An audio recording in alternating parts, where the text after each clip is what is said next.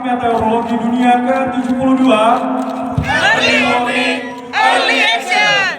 1, 2, 3.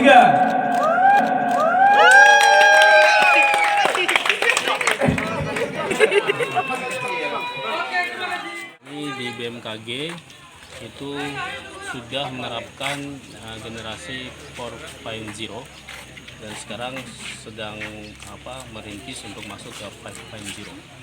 Untuk aplikasi kami selama ini semua peralatan seperti meteorologi, klimatologi, fisika itu masih punya peralatan untuk diseminasi kepada masyarakat. Sekarang ini kita sudah menggunakan satu aplikasi untuk bisa dilihat satu aplikasi untuk semuanya. Itu kami mengembangkan multi hazard warning system sehingga masyarakat hanya menggunakan satu aplikasi itu bisa langsung terkoneksi dengan semua jaringan BMKG di Indonesia. Itu real time, jadi ketika terjadi gempa di Lok Sumawe, kan kita di Aceh ini udah banyak besar juga, termasuk subduksi di Samudra India. Itu ketika terjadi gempa di situ, real time pada saat itu dalam waktu 15 detik kami sudah bisa menangkap dan bisa menyebarkan dalam aplikasi tersebut. Nah, ini yang sedang kita modifikasi ke arah sana. Memang belum secanggih di Jepang. Jepang itu bisa dalam waktu 2 detik. Kita baru 15 menit, tapi kita dalam ke arah sana. Karena jaringan kita, alat meteorologi kita itu belum serapat dengan Jepang. Jepang itu dia dalam satu pulau itu, satu negara 5.000 seismik yang mereka pasang.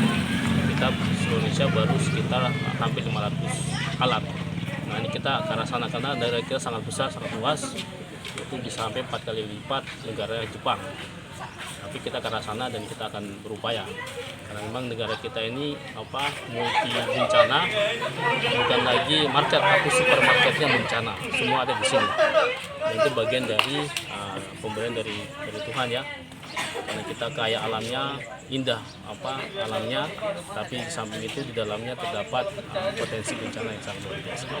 Ya, kami setiap tahun itu membuat survei kepuasan masyarakat dan sampai saat ini di atas 90% kepuasan masyarakat.